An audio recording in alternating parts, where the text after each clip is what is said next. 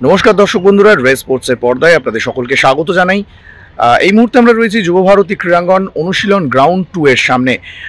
এখানেই কিন্তু অনুশীলন করছে মোহনবাগান দল এবং আপনারা জানেন যে আগামী পরশু দিন অর্থাৎ বৃহস্পতিবার মোহনবাগানের কিন্তু অত্যন্ত গুরুত্বপূর্ণ একটা ম্যাচ রয়েছে। তারা বেঙ্গালুরু এফসির বিরুদ্ধে মাঠে নামছে।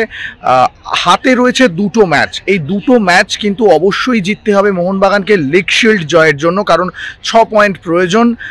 শেষ ম্যাচ মুম্বাই সিটি এফসিকে হারাতে হবে। এই মুহূর্তে যথেষ্ট কঠিন প্রতিযোগিতার মধ্যে রয়েছে সবুজ মেরুন ব্রিগেড। সুতরাং এই মুহূর্তে যে ম্যাচটা নিয়ে ফোকাসড মোহনবাগান দল সেটা হলো বেঙ্গালুরু এফসি। সেই ম্যাচের প্রস্তুতিতে কিন্তু জোর কদমে মনোনিবেশ করেছেন দিমিত্রি পেট্রাতস, সাদিকু, জেসন কামিন্সরা। আজকে মূলত রুদ্ধদ্বার অনুশীলন চলছে এই মুহূর্তে মোহনবাগানের, এবং আজকে কিন্তু 15 মিনিট অনুশীলন দেখার অনুমতি ছিল।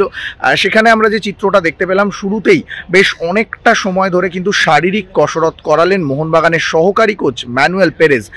তিনি কিন্তু জানেন যে ফুটবলাররা পরের পর ম্যাচ খেলে রয়েছে, তাদের মধ্যে একটা ফ্যাটিগ, একটা ক্লান্তি চলে আসতে পারে। সুতরাং সেই ক্লান্তিটা দূর করা অত্যন্ত জরুরি, এবং সেই কারণেই শুরুর দিকে বেশ অনেকটা সময় খুব হালকা মেজাজে, খুব চনমনে মেজাজে ফিজিক্যাল ফিটনেস ট্রেনিং করতে দেখা গেল মোহনবাগান ফুটবলারদের। আমরা যেটা দেখতে পেলাম, শারীরিক অনুশীলনের পর তারপরেই কিন্তু ধীরে ধীরে পাসিং এবং ড্রিবলিংয়ের অনুশীলনে মনোনিবেশ করলো মোহনবাগান। কিন্তু চাইছে অবশ্যই এই ম্যাচটাতে নিজেদের আধিপত্য বজায় রাখতে, কারণ ঘরের মাঠে ম্যাচ নয়, বেঙ্গালুরু এফসি ঘরের মাঠে খেলতে হবে। সুতরাং নিজেদের আধিপত্য বজায় রাখাটা অত্যন্ত জরুরি, এবং এই ম্যাচটা থেকে 3 পয়েন্ট তুলে আনতে হবে। কোচ আন্তোনিও লোপেজ হাবাস থাকবেন না, তবে সাংবাদিক সম্মেলনে সহকারী কোচ ম্যানুয়েল কিন্তু জানিয়েছেন যে হেড কোচের যে পরিকল্পনা, সেই পরিকল্পনা মেনেই কিন্তু অনুশীলন হচ্ছে। সুতরাং বোঝাই যাচ্ছে যে সমস্তটার ওপরেই কিন্তু আন্তোনিও লোপেজ হাবাস তিনি কিন্তু রয়েছেন। তিনি হয়তো সশরীরে ডাগ আউটে বসতে পারবেন না, তবে পেরেজ তিনি কিন্তু চাইছেন যে এই ম্যাচটা এবং পরের ম্যাচটা, দুটো ম্যাচ থেকেই 3 পয়েন্ট করে তুলে আনতে। আমরা আগেই সাংবাদিক সম্মেলনের পরে জানিয়েছিলাম যে বেঙ্গালুরু এফসির বিরুদ্ধে ম্যাচ খেলতে সাহাল আব্দুল সামাদ তিনি কিন্তু যাবেন না বেঙ্গালুরুতে, এবং আজকে আমরা অনুশীলনেও যেটা দেখতে পেলাম, সাহাল কিন্তু দলের সাথে অনুশীলন করছে না। অন্যদিকে দীপক টাংরি তিনি কার্ড সমস্যার জন্য এই ম্যাচটায় মাঠে নামতে পারবেন না। যদিও দীপক টাংরি অনুশীলন করছেন, তবুও দীপক টাংরির পরিবর্তে এই ম্যাচে কে জায়গা করে নেবে সেটা অবশ্যই দেখার। যেহেতু সাহাল থাকছে না, মাঝ মাঠে ব্লকারের জায়গাটা অত্যন্ত গুরুত্বপূর্ণ।